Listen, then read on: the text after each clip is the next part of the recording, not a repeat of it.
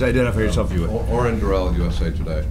I wanted to ask Mr. Arbell, I've spoken to people in the Muslim Brotherhood, and they told me that they want to put the peace treaty up to a referendum because it wasn't voted on by agreed to by the Egyptian people, and they say that the Israelis haven't lived up to their part of the agreement with regards to the Palestinians. So I wanted to hear what you have to say to that. And Mr. Abaza, you're talking about the Muslim Brotherhood having a very liberal platform, and I guess I'm trying to understand what if you're getting at what you're getting at when you say that. If you feel that that's a legitimate platform, that that's what they legitimately want for Egypt, or is it a ruse? Go ahead, Dan. Then. Yeah, sure. Thank you for your question. When the Arab Spring, or as we like to call it, the Arab Tempest, broke out last year, one of the things that we were concerned about was the fact that there will be groups out there who will use democracy or democratic tools in order to advance anti-democracy or a non-democratic agenda.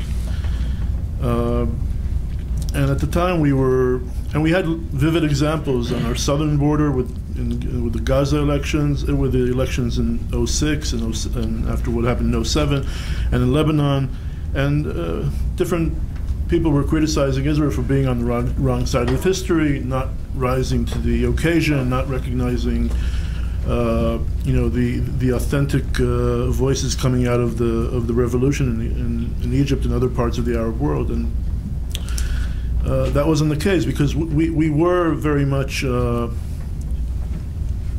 feeling and supporting the aspirations of those demonstrating in Tahrir Square and other places around the Arab world for dignity, for better economic conditions, for social justice, but our major concern at the time, and still is now after the Muslim Brotherhood's 47% in Parliament, is the fact that they will be using this democratic vehicle that they just gained power with, or gained a very high percentage of the vote, in order to advance such an idea as putting the treaty to a referendum. We hope that they will not go that way. We hope that this will exactly reflect, will show what their, I guess, true intentions are, if they go in that path. We read those reports. I'm not sure how credible they are, and how much are they actually going to be pursuing this idea in the near future. Can I just say one thing on that? I actually think the treaty should be put to referendum. I mean, that's the whole point of a democratic system. I think if Egypt actually votes for the treaty, then you've really got something there.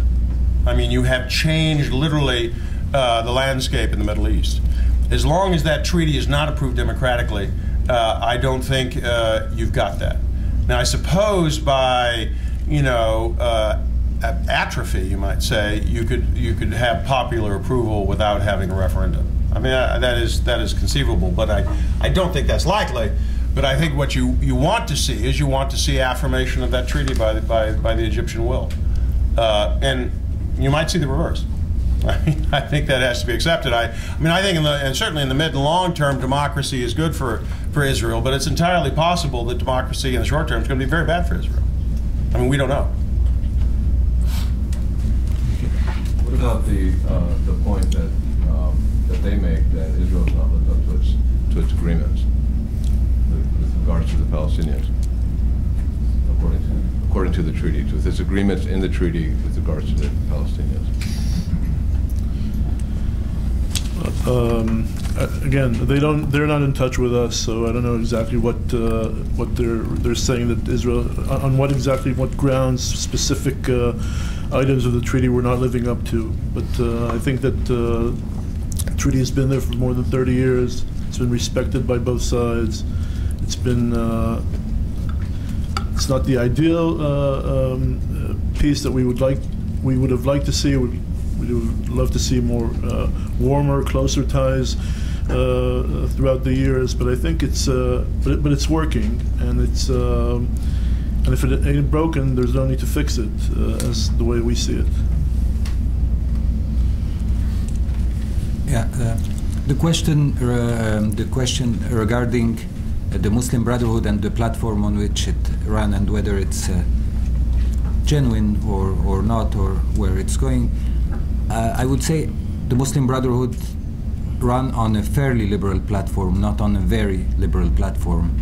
And we have to bear in mind that the Muslim Brotherhood has gone a very long way from what it stood for before in terms of political rights and democracy, and what it is preaching today in terms of democracy.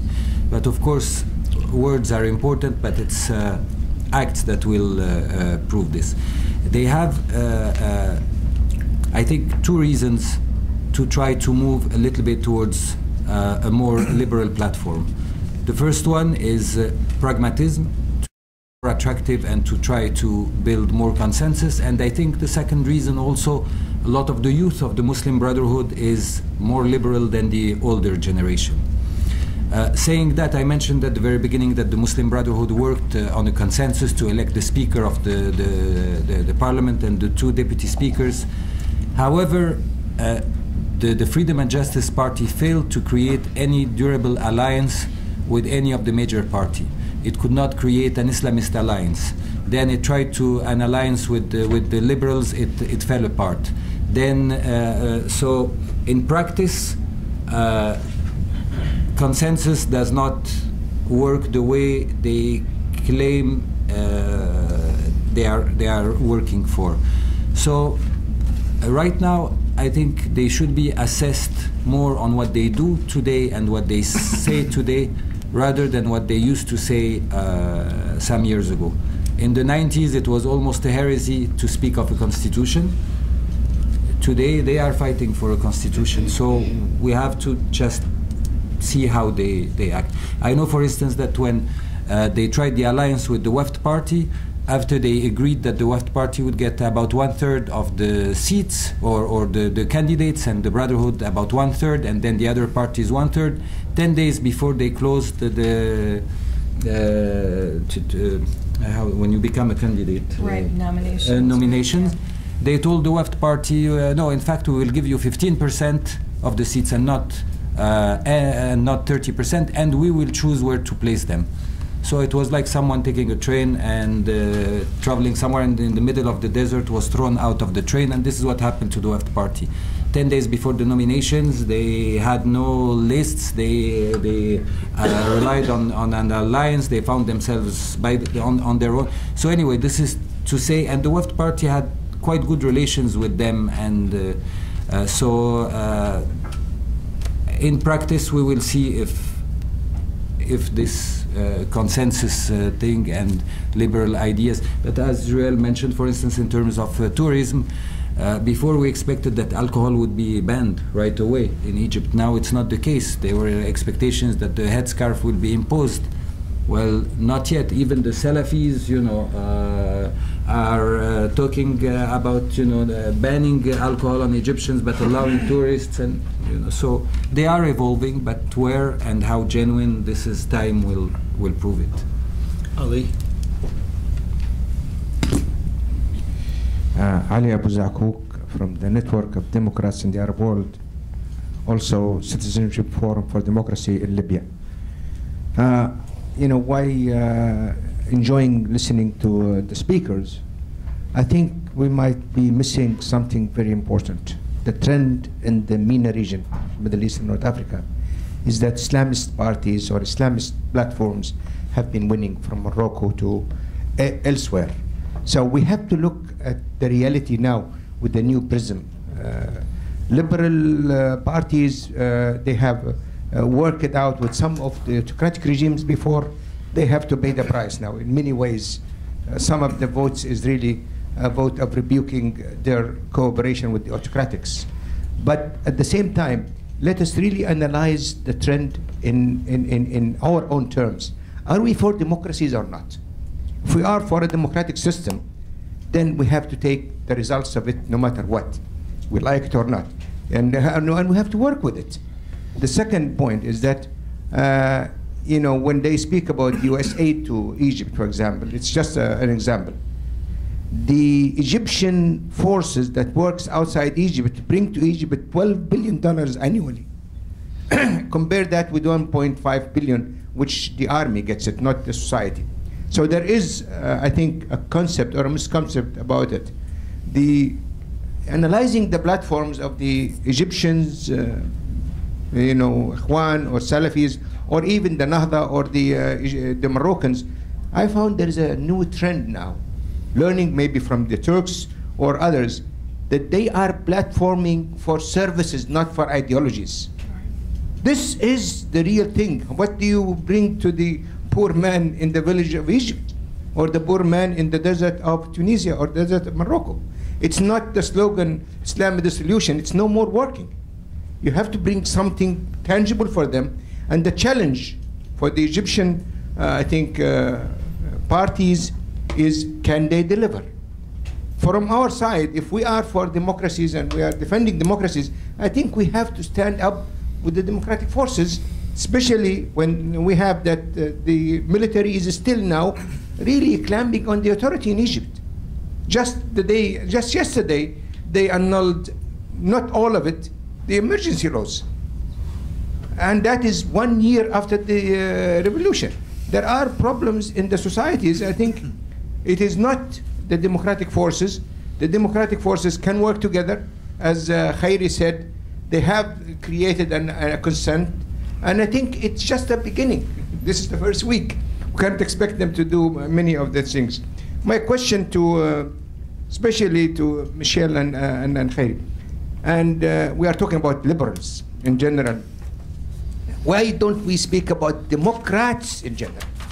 I love to speak about Democrats, the people who believe in democracy, be it Muslim, liberal, secular, whatever it is.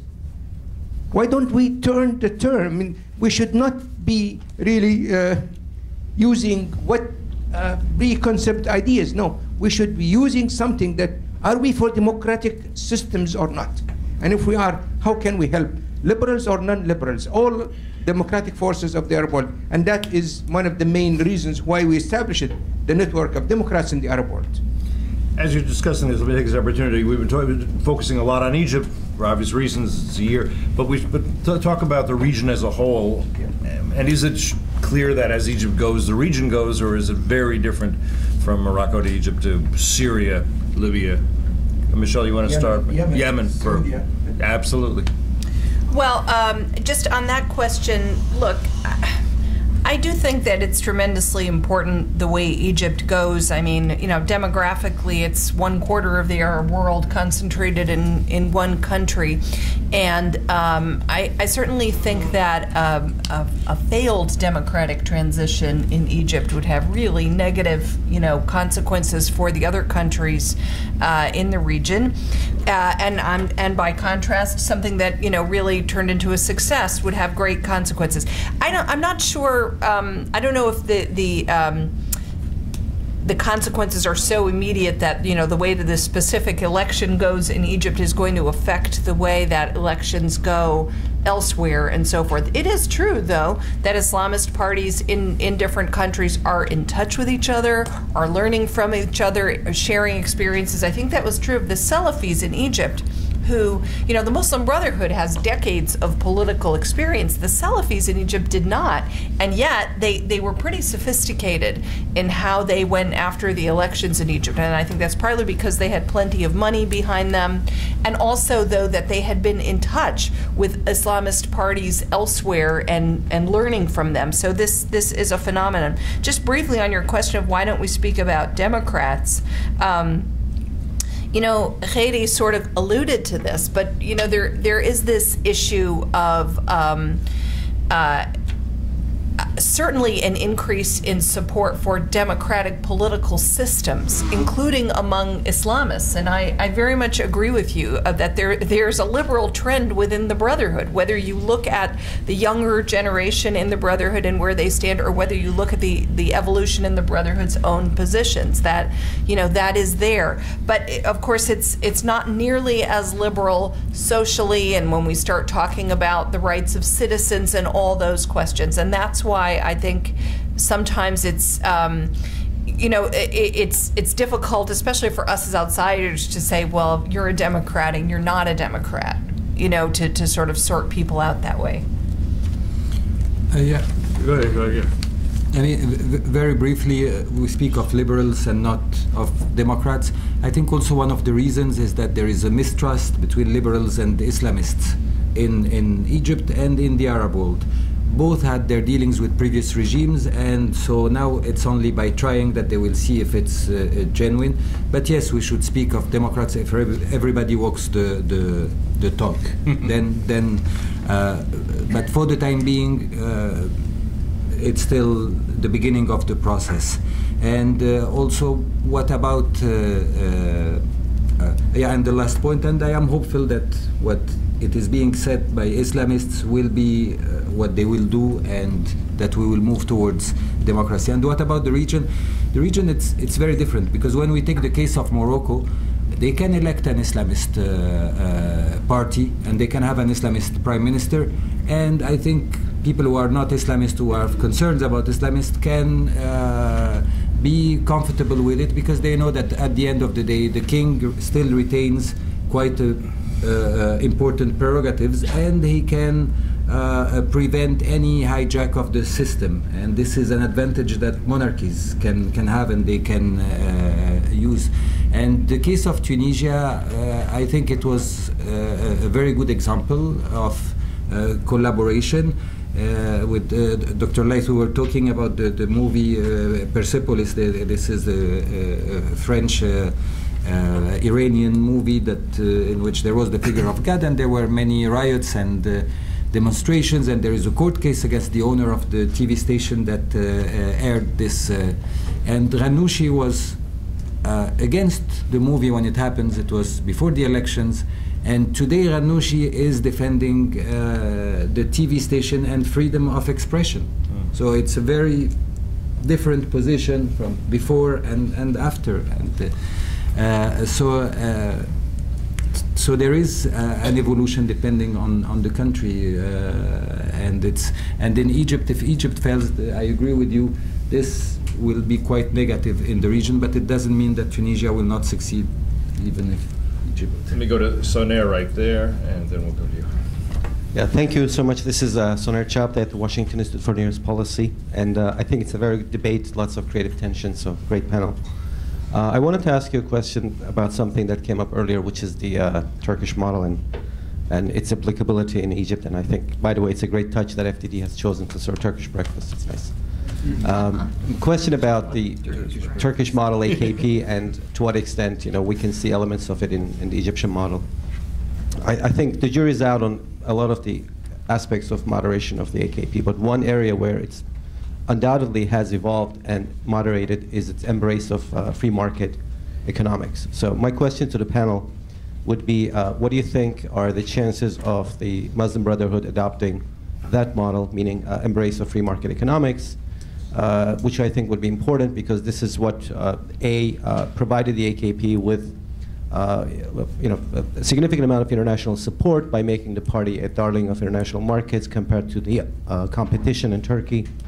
The fact that the party went for a full embrace of free market economics, but also allowed it to spread wealth to the base and create a power base that helped it get elected by creating a middle-class voter base supported by the AKP's economic policies. So the question would be, the chances that this should be, we could see that in Egypt, according to the panel, but also given the amount of depth on Egyptian economy, if they were to adopt this model, would it work in Egypt, given where it stands today economically and its connection to the world economy? So those are two questions. Thank you very much. And if not the Turkish model, is the alternative the Greek model?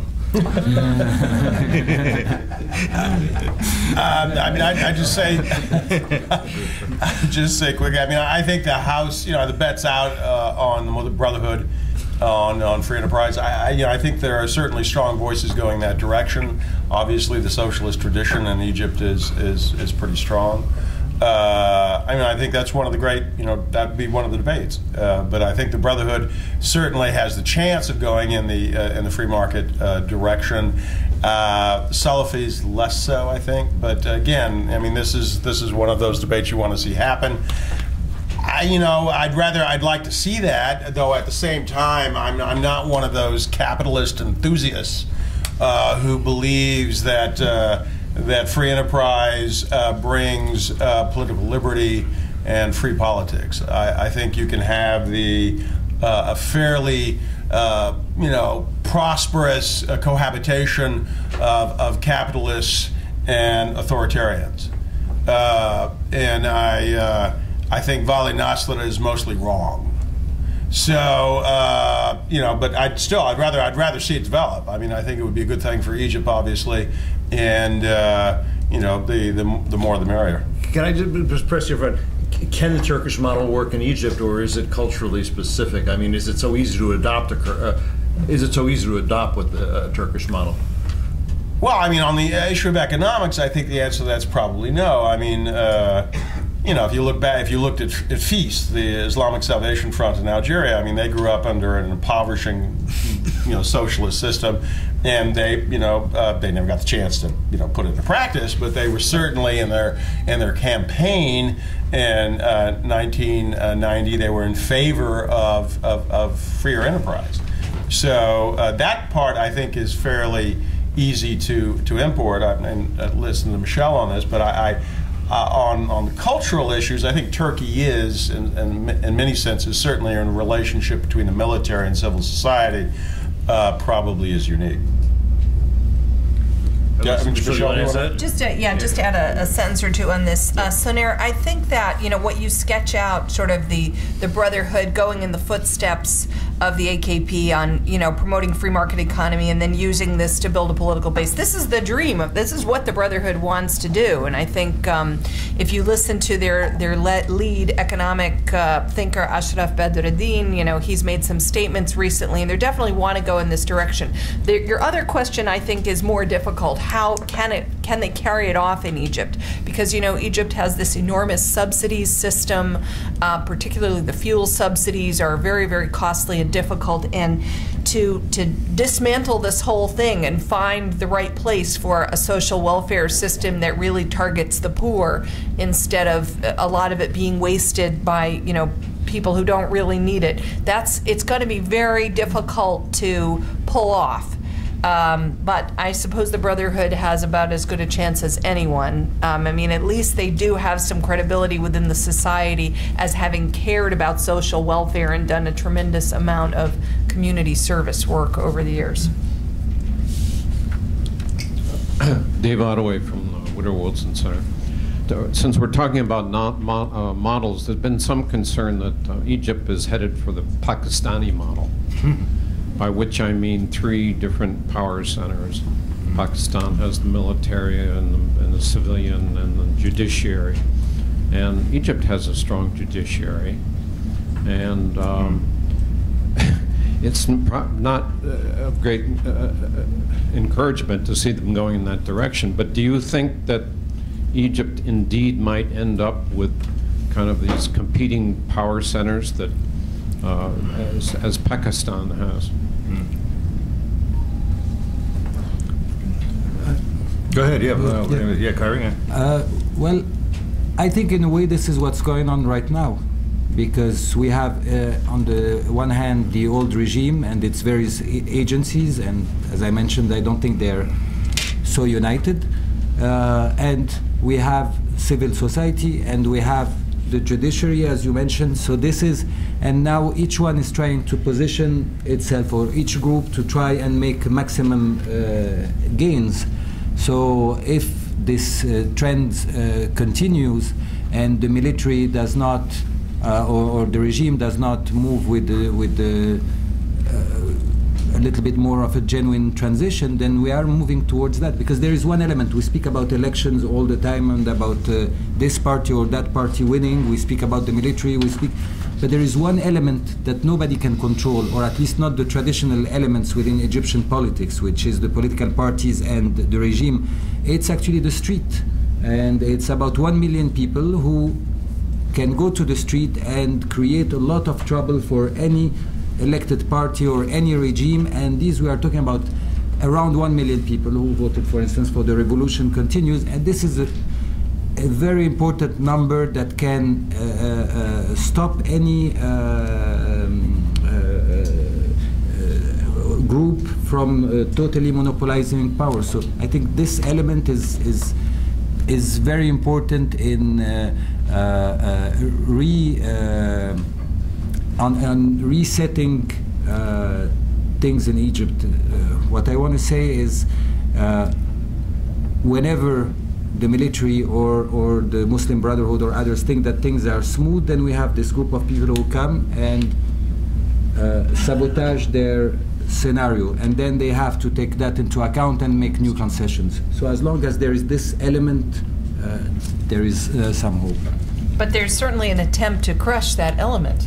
I mean, that's time. that's what is going on. David, I'm very concerned about this scenario. I think it is a real possibility for Egypt, and a very negative scenario. The judiciary has been relatively quiet recently, but it could reassert itself. It does from time to time in Egypt reassert itself. But I think this battle is going to be fought out so many times over the coming years in small ways. I mean, right now it's about the Constitution and what the Constitution will say about the military. Very important, but not the last thing. There are so many other things, like, for example, the fact that in the past, provincial governors and many other positions have been appointed rather than elected, and that they've been, ex-military people appointed. So, people connected to the military placed into all these very strategic positions around the country. It's been one of the ways, one of the important ways that the central government has controlled the country. I think, the Brotherhood is going to go up against that. There will be, whether it's the revolutionaries that Khairi is talking about, or the Brotherhood and the other political forces within the parliament, they're going to have to try to go and dismantle this system and bring about civilian control of the military. But it's not going to happen overnight. I mean, in a good scenario, it would evolve over a decade. I might add just one little quick thing on that. I mean, I agree with what Michele said. On Pakistan, I think the Pakistan military has a distinct advantage over the Egyptian military, in the sense that, the Pakistani military really is Pakistan.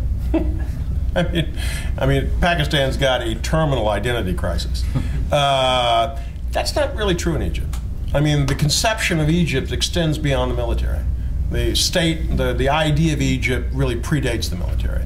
So, I mean, I mean, the power of the military in Egypt has always been there, but I think the military is going to have, I think their dream is to have that, but I think they're going to have a harder time sustaining it than the Pakistani military has. Take a couple questions from Joseph, and then I ask you to sum up in your answers here so we can get people to have more or less on time. Yeah, it's a two-part question. Georgia Bailey with the Lebanese Information Center. One, I know it's not a priority, but what is your sense about Egypt's foreign policy besides Israel in the Arab world? I mean, there's talk about Egypt regaining its leading power in foreign policy, and especially in dealing with the two big powers or players in the Arab world, which are non-Arabs, Turkey and Iran. How will Egypt deal with that? And the second part is, with the rise of the Islamist, Muslim Brotherhood, Salafists, what is the state of the Christian minorities, or the minorities in general, especially the Copts in Egypt? Thank you. Good question. Go ahead, Dan. I'd like to address the Iran issue, and just to say that we've managed to have almost an entire panel without mentioning the Iran, so it's, I don't know what it says exactly.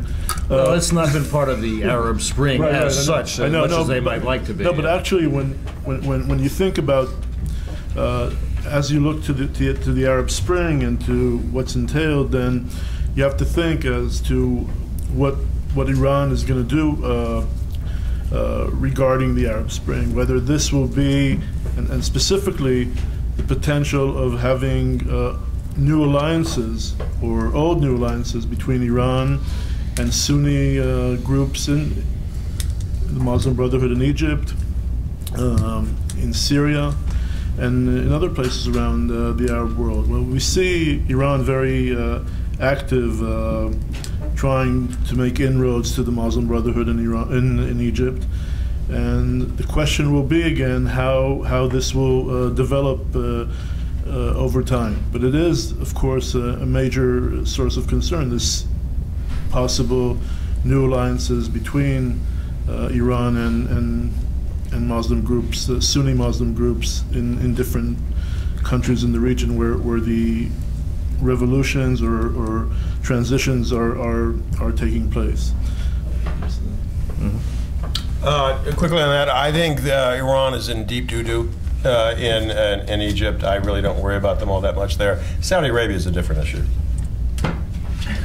Yeah, and Saudi Arabia is one of the reasons why I think the Egyptians won't move forward that quickly, with Iran, because they need the Egyptian government is going to need Saudi Arabia's economic help. So that's going to continue to be a check. On the state of the Christians in Egypt, this is a very worrisome situation. Luckily, it's been quiet the last couple of months, but the root causes of the periodic outbreaks of violence against Christians in Egypt have not been addressed at all, cannot be addressed, I think, while the military is in control. We will see, if when there's a civilian government that there actually could be some attention to this, because no one has ever really taken it on, I think, in a real way. And unfortunately, I'm afraid there will be more sectarian outbursts. I just think it's a matter of time. It's very, we haven't spoken a lot of, the Salafis are a wild card here. I mean, they definitely were provoking a lot of sectarian violence over the last year, going back even to before the Egyptian revolution started. They've been quiet, maybe because they've been busy with elections, but there are a lot of things we've been talking about here, like the Muslim Brotherhood being pragmatic about things like alcohol and tourists, or, where the Salafis can create a lot of trouble here if they decide to. And they can certainly create a lot of trouble in relationships with Christians and so forth. And we have yet to see, with the appointment of this 100-member Constitutional Assembly, to what extent the interests and the rights of the Christians will be well represented there. We really don't know. The Brotherhood is saying that now, but we still don't know. Any final comments? About the role of Egypt in the Arab world, I think the problem, the self-perception of Egyptians and the role of Egypt is a little bit, they think Egypt is a little bit more important or effective in the region than what it really is. However, Egypt can be a trendsetter with political trends. And today, if we have already the self-perception, the ego is a little bit too big. And I am Egyptian, so I know how my fellow citizens feel about Egypt, and the Muslim Brotherhood considers that it's the mother of all Islamist organizations. So when we have the two combined, I think. But the reality is that to be effective in the region, you need to be either an economic power or a military power. And unfortunately, Egypt is to accept a little bit, relatively, for the military. And regarding the Copts, yes, it's only now that we can start working on Coptic issues and minorities and other groups, such as the Baha'is, that are much smaller, and that there should be a debate that was never addressed. The rhetoric in Egypt when it comes to Copts, no, we see a priest kissing an imam on the cheeks, and no national unity, and we love one another, and a nice picture. While when there are violence, nobody is actually tried, and these issues are not seriously addressed. So, as Michele mentioned, it's the future that we'll see this. All right, last question here. Go ahead, Aaron. Harris, I hear we're talking about Western ideas, the way we're looking at the way they think. We're thinking in our terms. Do they think in our terms? I don't think so. And they're talking about democracy and votes and this sort of thing. I don't see that as being valid there. What Cynthia said, I thought was quite telling, and other people who have been there. But there's an old, very old concept of pan-Arabism, and this seems to be Egypt is one of the pieces in the mosaic of pan-Arabism. And of course, we're not talking about Turkey, we're not talking about Iran. Turkey's too busy trying to get into the EU, and Iran is busy being Iran. So we're talking about the Arabs as Muslims.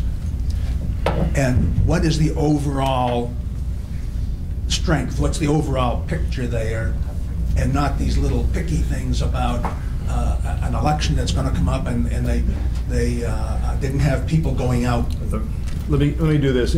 Let's get one more question here at the same time, and then we really final answers. Well, I'm going to let everybody go.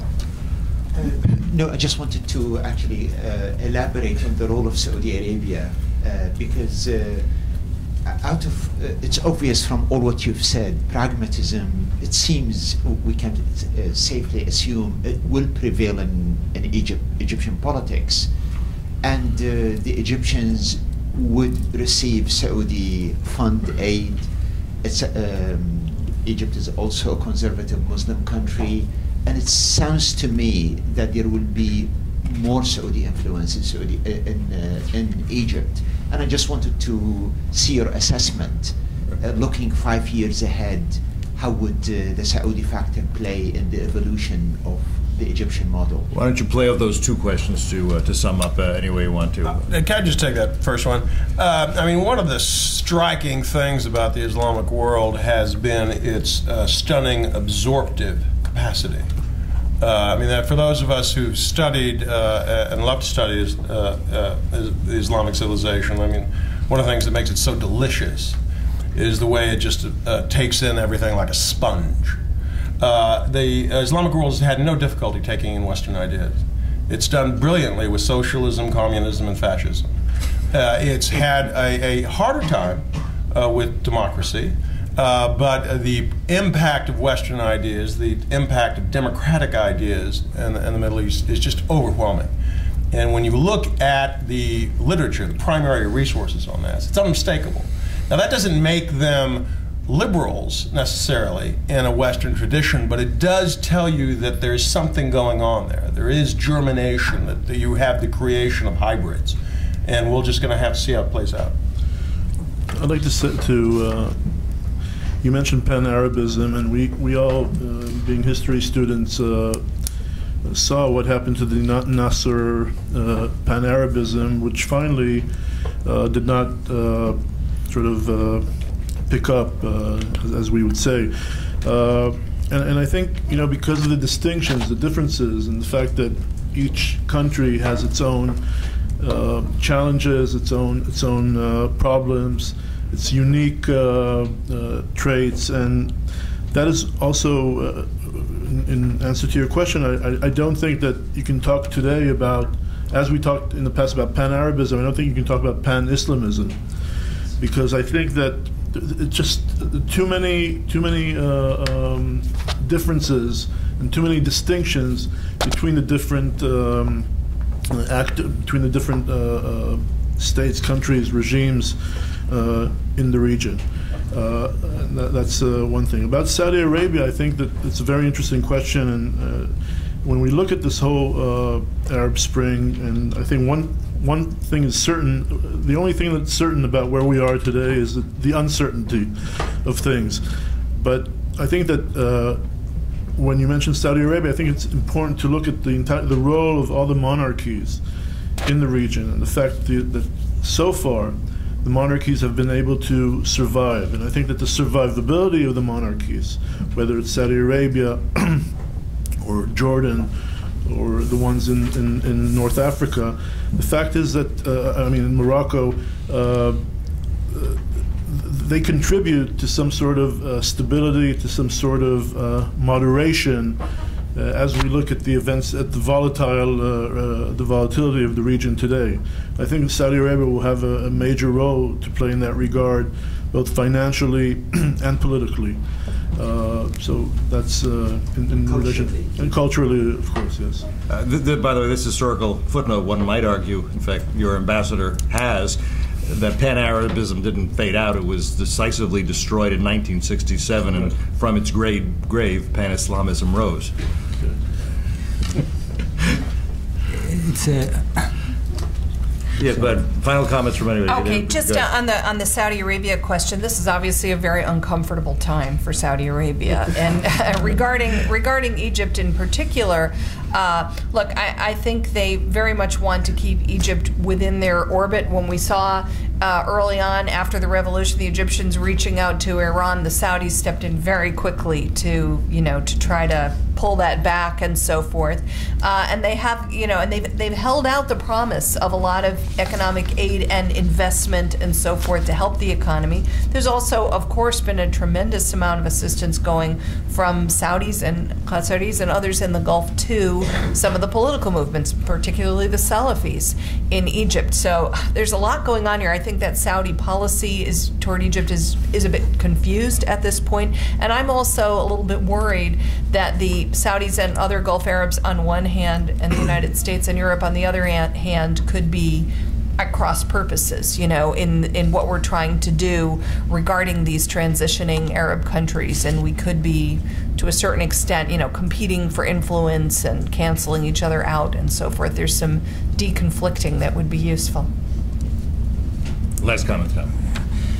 On the issue of Arab nationalism, yes, Arab nationalism in its Nasserite, Ba'athist, socialist forms has failed because of the way they ruled, because of the '67 war. But I don't think that what we might call the Arab dream, the dream of some sort of unity, has died. I think it's very much alive, and we can see it when the revolution happened in Tunisia.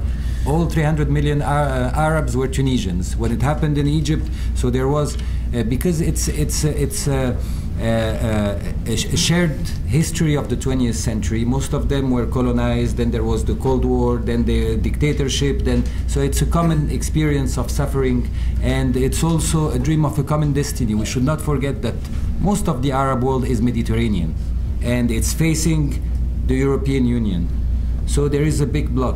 Also, many Arab world countries are part of the Union for the Mediterranean. So they look for some sort of alliance. But the idea of Arab nationalism has evolved. It's not building the pyramid from the top like before, but it's rather cooperation among neighbors.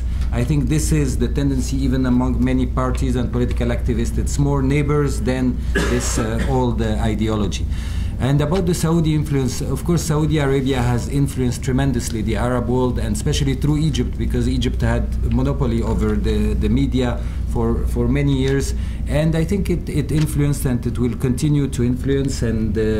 But also there is another country which is as important, I think, as Saudi Arabia for Egypt, and in terms of influence, it's Libya. Libya has a very large Egyptian community, and it will grow even more now that the situation has changed in Libya. Libya is extremely wealthy as well, and also can influence things in Egypt, and Egyptians can be influenced by Libya and vice versa. So I think 5 years down the road, if things are stabilized in Libya, I think we should also look towards Libya, not only Saudi Arabia, because both will have an influence on Egypt. Challenging and confusing times ahead. I want to thank the panel, if I may. Thanks to all of you for coming. Thank you. See you next time. Good job.